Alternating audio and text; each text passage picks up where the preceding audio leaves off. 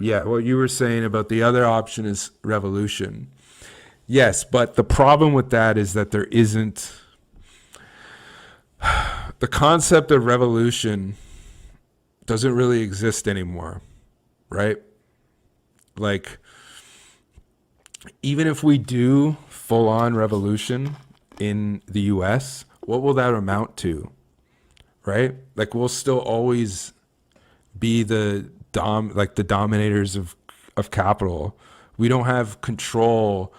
Like, we actually don't have the means in which to gain the powers to like get to the powers of the corporations, because the labor in which those corporations depend on isn't ours. It's all in the overexploited world. That's why they are the way they are, because the division of labor is so apart from us, right?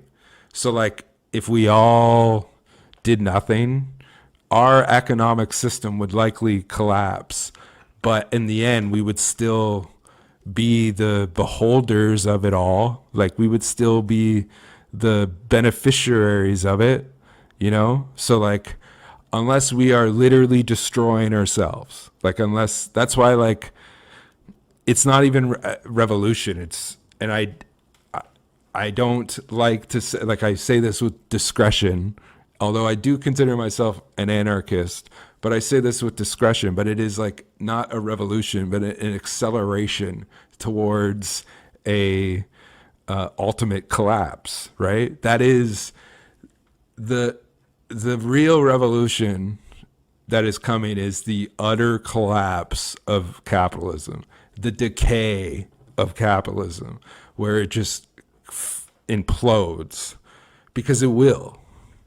That is going to happen, because those people who I said that those corporations, their labor depends on, those people are going to be able to get better living conditions to make it so that those companies will not need to get labor from those people anymore.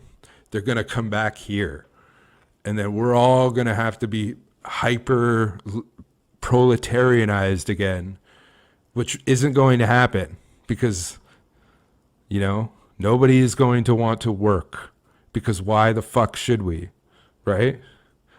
That's why they're trying to get us to go back to the office, to get out of the remote jobs, to make us so that we can become a labor force again, because the rest of the world outnumbers us, and they have the horses to take us down. So like,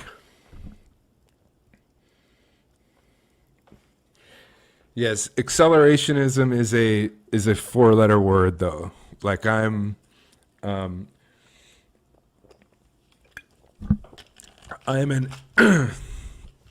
I'm an anarchist. I'm I would say I'm an anarchist with socialist tendencies, communist tendencies, but I am very much like a singular, because of such alienation. I don't have, like, similar to what you said about like humanity, that like, even if we all agree politically, I still see that we still kind of suck, because we're all human, and we need to still fix that before we can fix anything politically, right? And that's like a thing that you can't address through like the political spectrum, and that's why I consider myself like an anarchist. Accelerationism is like, how to get there. How do we get there? How do we get to that spot? How do we make people realize that all of this stuff matters, or none of this stuff matters? All of this stuff that we're disagreeing about, you know, the culture war, none of it matters. And the way that you do it is by externalizing it all. And, you know, it's bad. It's by becoming this like hyper reactionary, right? It's a very bad thing. It puts you in a very bad emotional spot. It's very bad for you. It's, you know, it's very bad for just you as a person. But what comes of it, and what we're headed towards, is a good thing, because it's forcing people to come to get out of those like the silo to meet those social conflicts in person, in reality. And that's what like accelerationism is, where it's like externalizing the conflict and bring like yeah, externalizing the conflict and like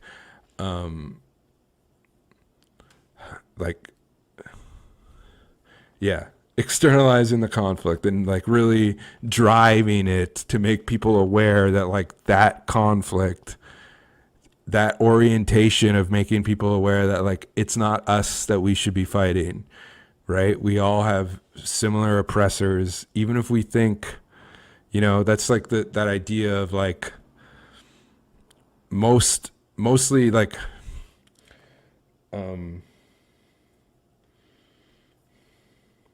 yeah,